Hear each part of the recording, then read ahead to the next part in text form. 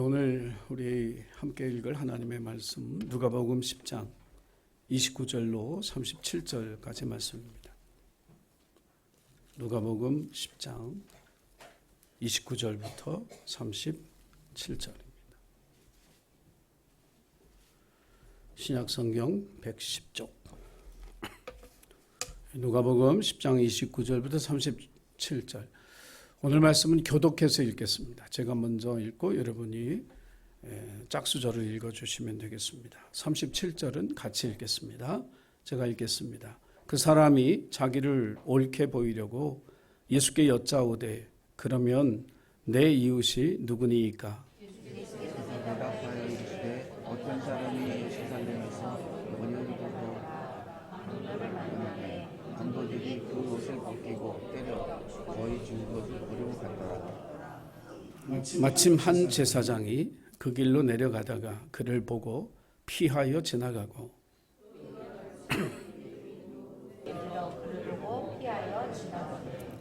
어떤 사마리아 사람은 여행하는 중 거기 이르러 그를 보고 불쌍히 여겨 가까이 가서 기름과 포도주를 그 상처에 붓고 싸매고 자기 짐승에 태워 주막으로 데려가서 돌보아 주니라. 그 이튿날 그가 주막 주인에게 데나리온 둘을 내어주며 이르되 이 사람을 돌보아 주라. 비용이 더 들면 내가 돌아올 때 갚으리라 하였으니 함께 읽겠습니다. 시작. 이르되 자비를 베푼 자니이다. 예수께서 이르시되 가서 너도 이와 같이 하라 하시니라. 아멘. 성령의 열매에 대해서 우리가 설교를 듣고 있는데 실천도 하시고 열매도 맺어지고 있겠죠. 자신 없어. 자신 없는 목소리. 야, 참 성령의 열매는 누가 맺는다고요?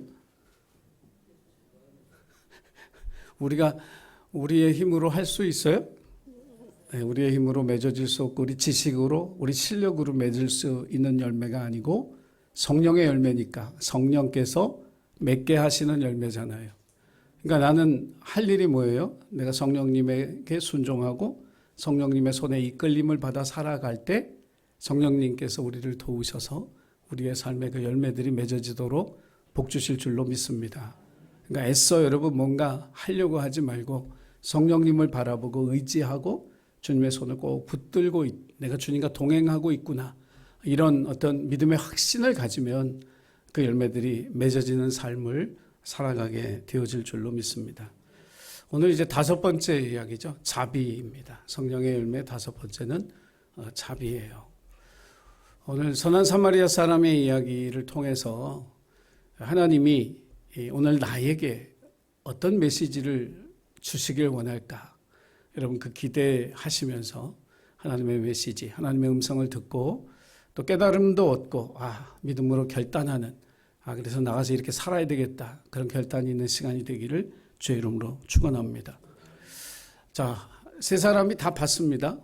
제사장도 강도 만난 사람을 보고 레위인도 보고 사마리아 사람도 보고 다 봤습니다. 보는 게 인생에 있어서 굉장히 중요한 일입니다. 이것이 중요하다고 생각하기 때문에 태교를 합니다. 이것이 중요하다고 생각하기 때문에 우리가 좋은 곳에 여행하면서 멋진 풍경을 보면서 마음의 힐링을 얻죠. 또 좋은 작품이나 그림을 보면서 우리의 마음에 어떤 그런 좋은 영향을 받는다고 생각을 합니다. 그러니까 우리가 보는 것이 우리 영혼에 영향을 끼친다 이렇게 믿기 때문에 좋은 것, 아름다운 것을 보기 위해서 노력을 하죠. 그런데 이 시선, 우리의 시각이라고 하는 게 굉장히 좀 웃긴 게 뭐냐면 매일 지나치던 것들, 그러니까 매일 보고 지나갔는데 그게 어느 날 갑자기 나한테 어떤 의미가 돼서 확 다가올 때가 있어요. 매일 보고 지나간 건데 어느 날 그게 확 어떤 의미로 나한테 다가와서 내 인생에 깨달음이 되고 어떤 내 삶의 지표가 되어지는 그런 일들이 있습니다. 제가 성경을 읽으면서 그런 경험을 했는데 어렸을 때는 뭐 성경 교회 가서 읽고 또 성경 설교 듣고 이러면서도 그 말씀이 나에게 주시는 말씀이라고 생각을 못했어요. 근데 제가 은혜 받고 이제 집에 앉아서 성경을 계속 읽어가는데 어느 순간에 성경이 나한테 이야기하시는 그 느낌을 받았을 때 얼마나 그 전율이었는지 몰라요.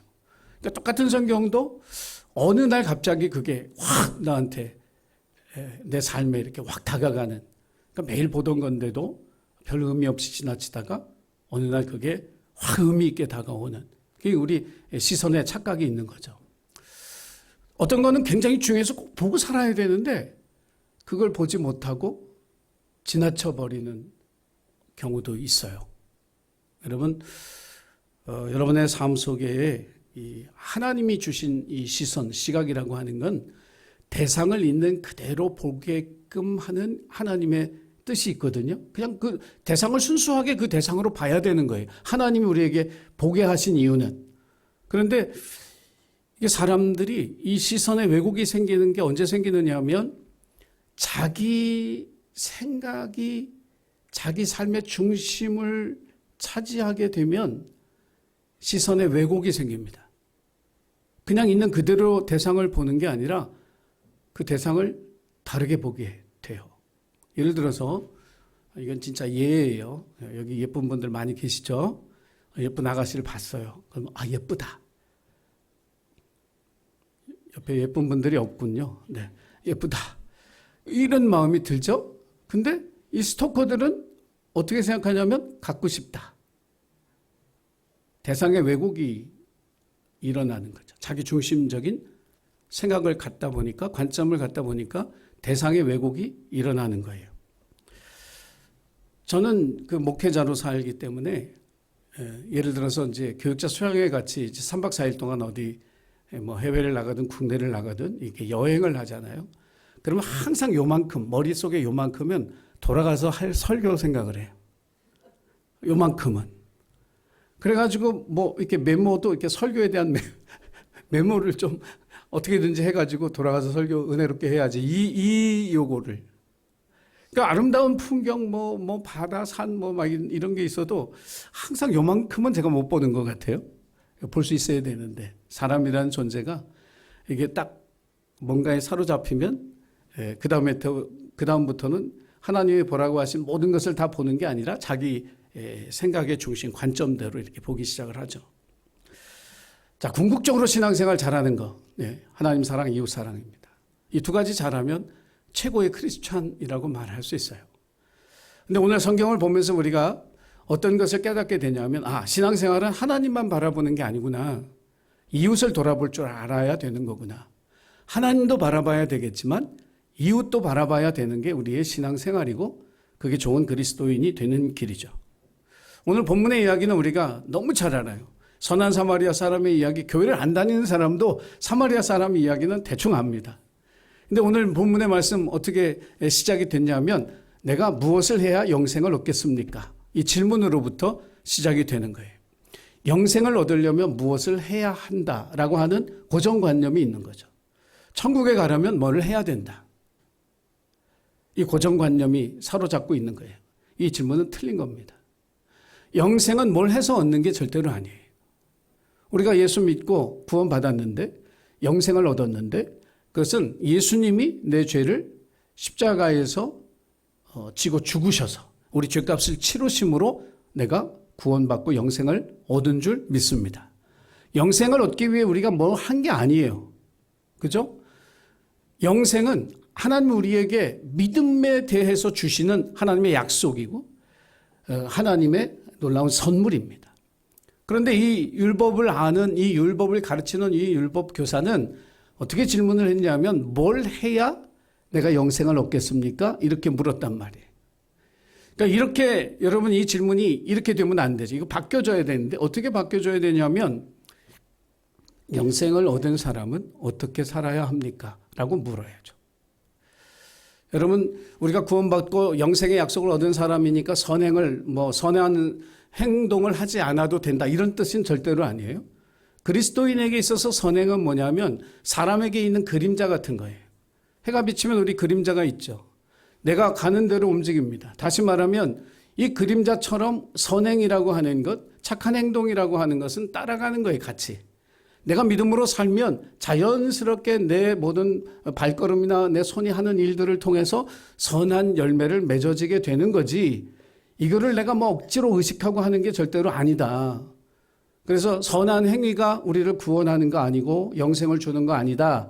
이거 여러분 분명히 여러분 기억하고 이제 영생을 얻은 내가 하나님 어떻게 살아야 할까요? 라고 하는 이 질문으로 여러분의 질문이 바뀌어지기를 원합니다.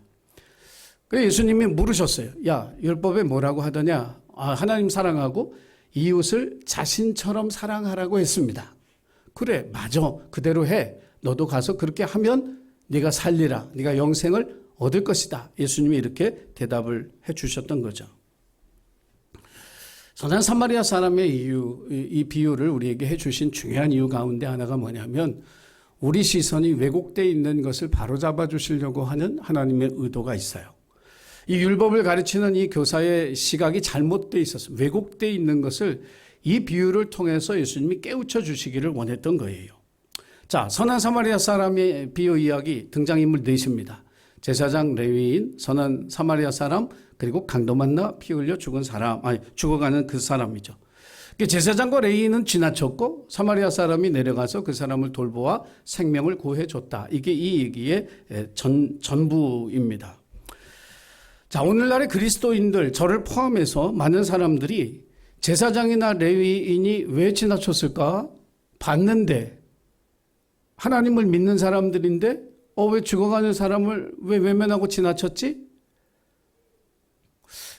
이게 궁금증을 가져야 되죠. 왜 그랬을까? 하나님 믿는 사람이에요. 하나님 제사장은 오늘날 목회자라고 치면 레위인은 오늘날의 장로님이나 권사님처럼 교회 안에서 교회를 섬기는 그런 분들인데 왜 그 강도 만난 사람을 외면하고 그냥 갔을까? 시각의 왜곡이에요. 무슨 얘기냐면 이 사람들에게는 자기 이웃이 어떤 사람들인지 딱 고정관념적으로 박혀 있어요. 그러니까 자기 생각에 이웃이 있는 거예요. 우리들도 여러분 모든 사람이 세상을 살아가면서 자기 이웃이 있습니다. 내가 좋아하는 사람이 있고요. 싫어하는 사람이 있어요. 뭘 해도 예쁜 사람이 있고 뭘 해도 미운 사람이 있어요. 그렇지 않게 되기를 바라지만 근데 있어요. 근데 질문은 그거예요. 그러면 내가 생각하고 있는 나의 이웃이 하나님의 기준에 합한 것이냐? 하나님도 내가 생각하는 것처럼 그렇게 이웃을 생각하실까? 자신처럼 살았나라고 말씀하신 그 이웃이 과연 내가 나의 기준으로 생각하는 나의 이웃이 그 하나님의 기준에 부합하는가? 아마 저를 포함해서 모든 사람들이 예스라고 대답하기 정말 힘들 거예요. 전 알아요. 우리는 우리 기준으로 이웃을 생각하지 하나님의 기준으로 이웃을 생각하지 않습니다. 우리가 가끔 이런 탄식을 해요. 저도 그런 탄식을 합니다. 왜 이렇게 세상이 더 나아지지 않을까? 왜 정의롭게 되지 않을까? 왜 우리 이 나라는 왜 화합하고 연합하고 일치를 향해 가지 아니하고 맨날 이렇게 분열하고 다투고 싸울까? 답이 어디 있냐면 정치를 잘못해서가 아니고요. 내가 안 변해서 그래요. 내가 안 바꾸거든. 내가 생각하는 그 이웃의 기준을 그냥 끝까지 붙들고 있거든요. 하나님의 기준하고 맞지 않는 거 다 알아요. 자기 양심이 고발하고 성경 말씀이 고발하는데도 그 기준을 죽어도 안 바꿔요. 이 율법 교사의 이웃이 너무 분명하죠. 바리새인들, 율법을 가르치는 서기관들, 율법을 가르치는 율법 교사들. 이게 자기 이웃이에요. 아마 그 사람들 중에 하나가 피 흘려 있었으면 내려갔을 거예요. 왜? 자기 이웃이니까. 근데 전혀 상관없는 사람이에요. 피 흘려가고 있으니까 하나님이 말한 이웃인데도 자기 기준의 이웃이 아니니까 그냥 가는 거예요.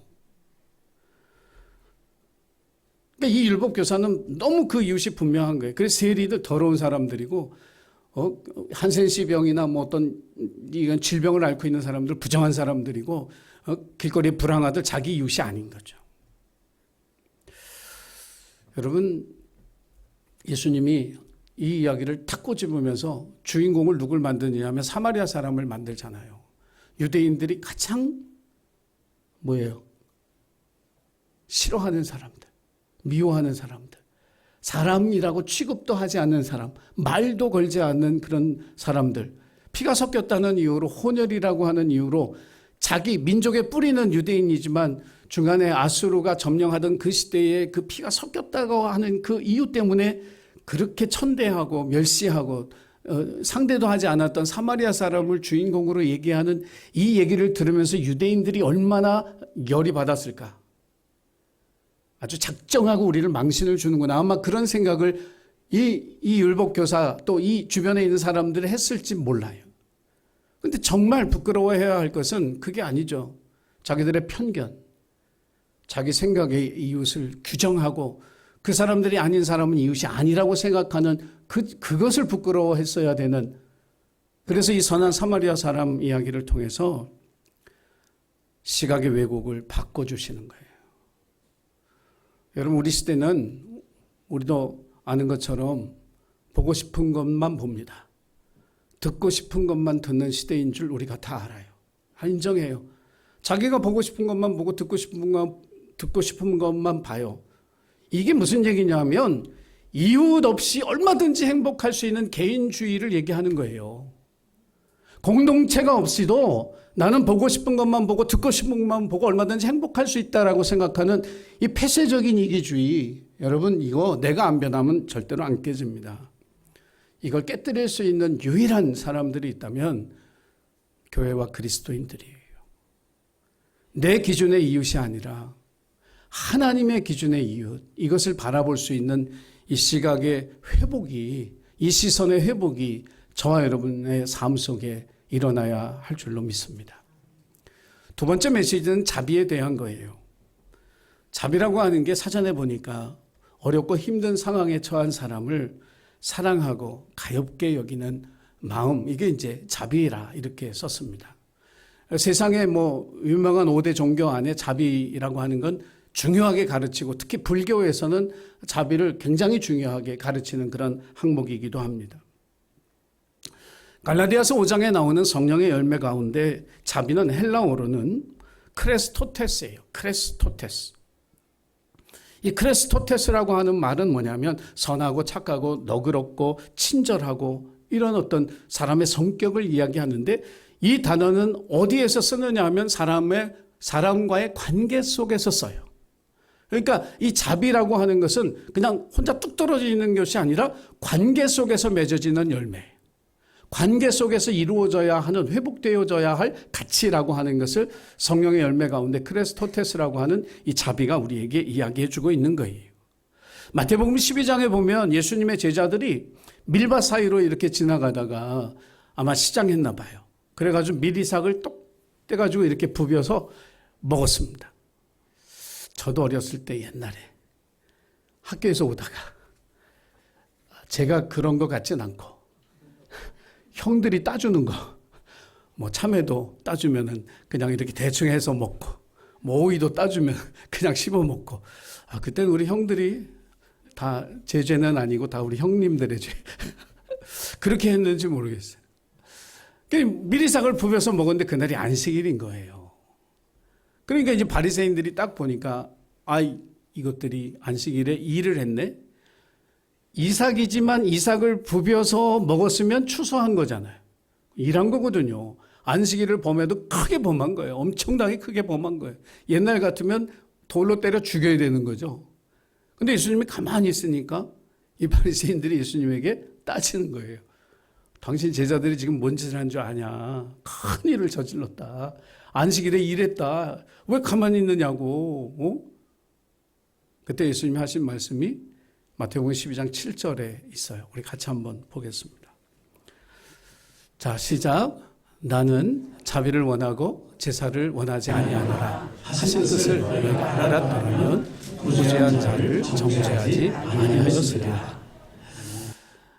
호세아서 6장 6절을 인용하면서 나는 자비를 원하고 제사를 원하지 아니하노라 하신 그 하나님의 뜻에 대해서 너희가 모르는구나 라고 오히려 바리새인들에게 책망하셨습니다. 하나님의 자비가 얼마나 큰지, 하나님이 원하시는 것은 자비를 행하는 것이지 하나님 앞에 제사를 드리는 게 아니다라고 하는 이 말의 뜻이 뭔지 제가 이제 호세아서를 설명하면서 말씀을 드릴게요. 자, 호세아서. 구약의 예언서 중에 소선지서라고 하는 12권의 책이 있죠. 그 중에 이제 첫 책이 호세아입니다. 자, 호세아 선지자 시대, 어떤 시대였는지 단적으로 얘기해 주는 말씀, 4장 6절 말씀 보겠습니다. 자, 시작. 내 백성이 지식이 부족함으로 망하는도다. 내가 지식을 거부하였으므로 나도 너를 거부하여 내가 나를 위하여 제사장이 되지 못하게 할 것이요. 내가 내 하나님의 율법을 잊었은즉 나도 내 자녀들을 잊으리라.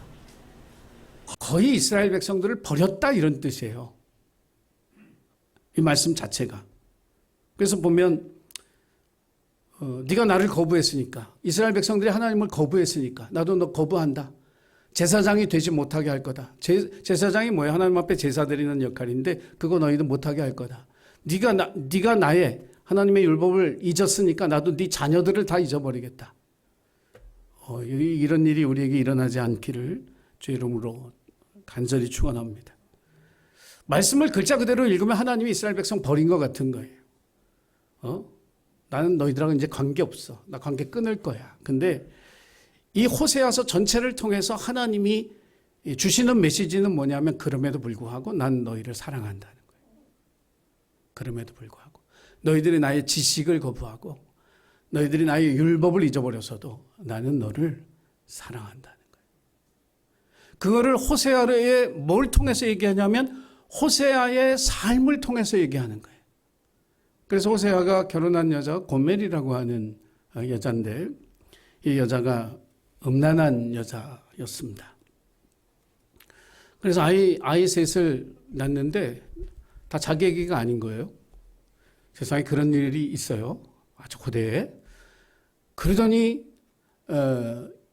이제 완전히 이제 바람이 나서 다른 남자 손잡고 먼 나라로 도망쳐 갔습니다. 아이들 버리고 남편도 버리고 갔어요. 어느 정도 시간이 지나서 호세아가 상처를 다 치유하고 이제 아이들 키우면서 살고 있는 어느 날 하나님이 오셔서 하시는 말씀, 야, 너 버리고 떠난 그 아내 고멜 있지? 가서 데리고 와. 기가 막히죠. 그런데 그냥 데리고 오지 마.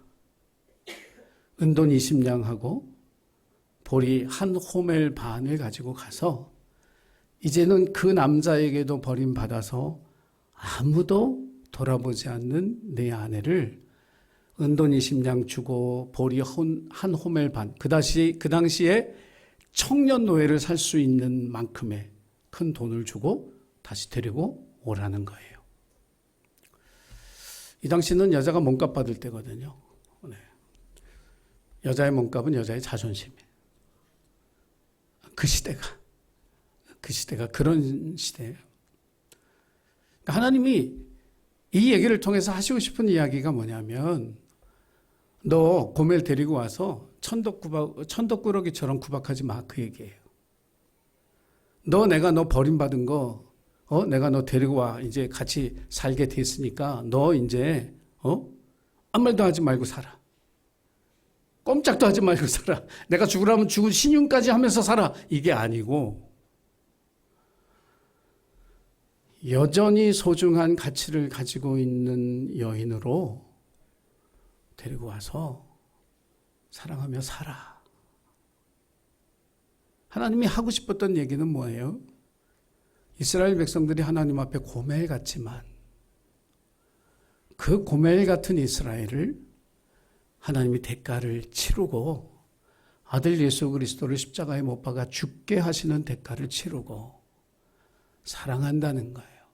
그만큼 소중히 여기고 그만큼 가치 있는 존재로 여기는 그 하나님의 사랑을 호세아의 삶을 통해서 우리에게 실제 이야기처럼 보여주신 거죠. 우리 옆에 있는 한 사람 한 사람이 그런 존재예요. 사랑하는 예수님 가족 여러분, 긍휼이라고 하는 게, 자비라고 하는 게 뭐냐면 대가를 지불하고 왜곡된 관계를 바로 잡아주는 그 열매, 이게 바로 자비예요. 관계의 왜곡이라고 하는 게 있단 말이에요. 여러분, 인생을 살아가면서 우리가 세상 속에서 세상 살이를 할 때는 이 관계의 기본이 뭐냐면 give and take입니다. 주고받는 거예요. 자, 내가 어떤 사람에게 하나 줬어요. 좋은 마음으로. 그러면은 뭐가 좀 와야 되잖아요. 근데 이제 인내심이 있는 우리는 참아. 근데 하나 더 줘.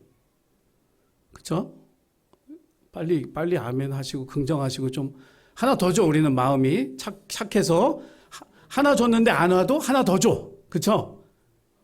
근데 너 안 와. 그래도 우리는 인내심을 가지고 하나를 또 줘. 3개까지 줬어. 근데 아무 반응이 없으면 어떻게 해요? 역시 할렐루야. 또 줘. 근데도 반응이 안 와? 끊어요, 이제. 3개쯤만 줘도 아무것도 안 와도 끊을 거야, 아마. 왜 반응이 없으니까. 인간관계의 기본, give and take라고 하는 이 공식에 어긋나니까 안 한다는 거예요. 여러분 보세요. 제사장이나 레위인이 피 흘려 죽어가는 사람 봤어요.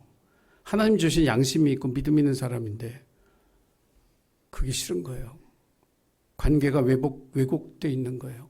자기에게 이득이 되는 관계, 자기에게 유리한 관계, 자기가 좋아하는 관계, 그거였다면 내려갔을지 몰라. 근데 내가 저 사람을 구해줘 봐야 그 순간에도 계산을 하는 거예요. 계산을. 사람이 그런 존재라고 하는 거죠. 우린 모두가 이 세상 모든 사람하고 관계 속에 살아요. 관계를 맺고 살아요. 부부 간의 관계, 부모와 자녀 간의 관계, 형제 간의 관계, 이웃 간의 관계, 직장 동료의 관계, 교회 안에서 성도들 간의 관계, 이 모든 관계를 가지고 살아가는 그 관계 속에 왜곡이 있다면 give and take 식의 세상 사람들과 똑같은 관계를 맺으면서 살아가고 있다면 오늘 하나님 그 관계에 대해서 말씀하시는 거예요. 바꿔야 된다. 버려야 된다. 우리가 인생을 살아가면서 사람들과의 관계의 기본이 뭐냐면 하나님과 나의 관계거든요. 하나님과 나의 관계가 내가 인생에서 관계 맺고 살아가는 모든 사람들과의 관계의 기본인데 하나님과 우리의 관계는 뭐냐면 give and nothing이에요. 우리가 하나님 앞에 드린 게 없어. 그러니까 신앙생활을 give and take로 하면 안 되는 거예요. 기도 응답 한번 해주시면 봉사 한번 하고 헌금하고 뭐 이건 아니라는 거예요. give and nothing이었죠. 우리가 아직 죄인 되었을 때 하나님 앞에 우리가 의롭지 않았을 때 우리를 위해 아들을 아끼지 아니하고 내어주신 하나님, 모든 것을 주신 하나님 그 관계 속에 우리 이웃과의 관계가 회복되어져야 할 줄로 믿습니다. 관계는 3가지가 필요합니다. 하나는 시간을 같이 보내야 돼요. 그게 좋은 관계를 맺는 첫 번째 일입니다. 2번째는 물질을 쓸 수 있어야 합니다. 같이 물질을 써야 돼요. 3번째는 마음을 줘야 합니다. 그러니까 좋은 관계, 시간 쓰고 물질 쓰고 마음을 쏟는 것. 이것이 느껴질 때 좋은 이웃이 되고 좋은 친구가 되는 거예요. 여러분, 우리가 맺고 살아가는 그 관계에 왜곡이 있는지를 한번 이 말씀을 통해서 돌이켜 보시기를 바라고 그것이 틀어져 있다면 하나님과의 관계가 기본이 돼서 다시 한번 그 관계를 회복하는 저와 여러분이 되기를 주의 이름으로 간절히 축원합니다. 이제 마지막으로 가서 행하라는 거죠. 듣고 끝나는 게 아니라 가서 행하라. 말씀대로 사는 거 쉽지 않아요. 어렸을 때 부모님 교훈하실 때 틀린 말이 없죠. 근데도 내 마음대로 하고 싶어서 듣지 않았던 때가 많았죠. 선생님들의 말씀 틀린 거 하나도 없어요. 그럼에도 그 말씀대로 순종하며 살지 못하죠. 내가 하고 싶은 대로 하고 살아요. 자, 그리스도인 하나님의 말씀대로 산다. 아니요. 내 마음대로 하고 싶고 내 생각대로 살고 싶어 합니다. 하나님 사랑이든 이웃 사랑이든 정말 중요한 건 실천이에요. 실천. 어디서부터? 내가 있는 삶의 자리에서부터. 제가 오늘 우리 교사들에게 그런 얘기했어요. 주일 예배 끝나고 나서 돌아갈 때 방을 한 번씩 다 돌아봐라. 다른 사람이 와서 수고하지 않는 상태를 만들어 놓고 가라. 성경책 갖다 놓고 봤으면 제자리를 갖다 놔라. 주보 가져와서 보고 가져갈 것 아니면 밖에다 주보 있던 자리에 돌려놔라. 음료수 마셨으면 그 음료수 다시 들고 나가서 제대로 갖다 버려라. 여러분, 이웃사랑이 먼 게 아니고요. 내가 내 자리를 깨끗하게 하는 것서부터 이웃사랑이 시작이 되는 거예요. 여러분 자신을 위해서가 아니라 예배를 위해서, 또 이 교회를 찾는 모든 사람을 위해서. 자, 사마리아 사람 내려갔어요. 그 사람에게 자기가 가지고 있는 포도주와 기름을 상처에 막 붓고 그 사람을 자기 나귀에 태워가지고 이제 숙소까지 와서 그 주인에게 그날 밤을 새도록 그 사람을 돌봐주고 아침에 이제 가면서 2데나리온, 오늘날 일꾼들의 이틀치 일당에 해당하는 2데나리온을 주인에게 맡깁니다. 이 사람을 치료해 주시되 이 비용이 만약에 초과되면 내가 돌아오는 길에 다시 들러서 나머지 비용을 다 내겠습니다. 시간과 물질과 마음을 쓰는 거예요. 이게 진짜 이웃의 사랑입니다. 우리나라에서 존경하는 사람들이 많이 없는데 우리 소방관들은 참 제가 존경합니다. 가끔 우리가 뉴스에서 그분들의 살신성인을 보죠. 지난 1월 달에도 1월 31일인가요? 그 경북 문경에서 육가공 공장에 그 화재가 일어나서 거기 안에 사실 사람이 없었어요. 근데 사람들이 혹시 안에 사람이 있을지도 모른다고 얘기를 하니까 4명이 이제 거기 들어가서 2명은 나왔는데 2명은 영원히 돌아오지 못했죠. 그러니까 27살 먹은 그리고 35살 먹은 2명에 둘 다 미혼이었는데 정말 소방과 결혼했다 막 이런 이야기를 할 만큼 자기 직업에 대한 자부심, 애착이 강했던 그 2 청년이었습니다. 이 소방관들이 신조처럼 이렇게 마음속에 머릿속에 새기고 있는 문장이 있어요. 가장 먼저 들어가서 가장 늦게 나온다. 그 두 분의 젊은 이 소방관들의 죽음을 이렇게 생각하면서 너무 소중한 사람들을 우리가 잃었다. 근데 정말 우리 시대에 누가 자기 생명을 돌보지 않으면서 남의 생명을 구하기 위해서 그렇게 뛰어들 수 있는 사람이 몇 사람이나 있겠어요. 그런데 그런 소중한 사람들이 잃었어요. 얼마나 큰 사회적인 손실인지 몰라요. 정치인들이 아무리 화려한 수식어로 별 얘기를 다 해도 그분들의 삶이 보여주는 그 한마디의 언어보다 못해요. 우리가 안전한 대한민국을 위해서 금요 기도회 때 저 기도합니다. 저희 교회는. 그 기도를 오래 했어요. 세월호 사건이 일어난 지 10년이 지났는데 대한민국은 안전하지 않아요. 너무 소중한 생명들을 너무 쉽게 잃어요. 소를 잃으면 외양간을 든든하게 고쳐야 되는데 소를 잃고도 외양간을 안 고쳐요. 정말 너무 안타깝고 답답해. 근데 그런 생각이 들어요.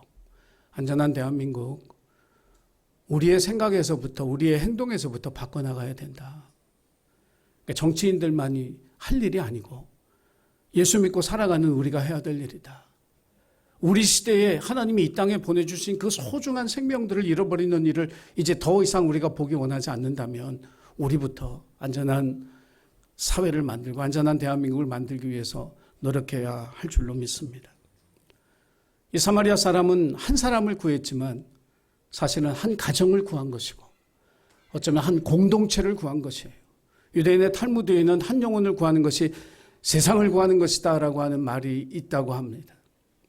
여러분, 우리가 한 생명을 구하는 것이 한 가정을 살리고 한 공동체를 살리는 일이 될 수 있다라고 하는 그 사실을 저와 여러분이 기억하고 우리가 모든 우리의 생명까지 내어주는 막 그런 헌신으로 나아갈 수 없을지라도 적어도 한 가지, 강도 만난 사람을 외면하지 말자. 우리가 할 수 있는 한 우리의 시간을 쓰고 할 수 있는 한 우리의 물질을 쓰고 할 수 있는 한 우리의 마음을 쏟아서 그 생명을 살리는 그 일을 감당하는 것, 이것이 자비를 실천하는 일이고 자비의 열매를 맺는 일이 되어질 줄로 믿습니다. 그런 저와 여러분 되기를 주의 이름으로 간절히 부탁을 드립니다. 기도하겠습니다. 거룩하신 하나님, 우리 속에 여전히 우리 이웃을 자기 기준으로 규정하는 시선의 왜곡이 있음을 고백합니다. 이 시선을 바로잡아 주옵소서. 기브 앤 테이크라고 하는 세상의 방식으로 관계 맺고 살아가는 저희들인 것을 고백합니다. 이 관계의 왜곡이 회복되게 도와주셔서 하나님과 우리의 관계가 우리의 관계 맺는 모든 관계들의 기본이 될 수 있도록 도와주옵소서. 우리의 시간과 물질과 마음을 쏟아 한 영혼을 구하는 것이 한 가정을 살리는 일이고 한 공동체를 살리는 일이고 나라를 살리는 일이라고 생각하고 자비의 열매를 거두며 살아가는 우리 모두가 되게 하여 주옵소서. 감사드리며 예수님의 이름으로 기도하옵나이다. 아멘.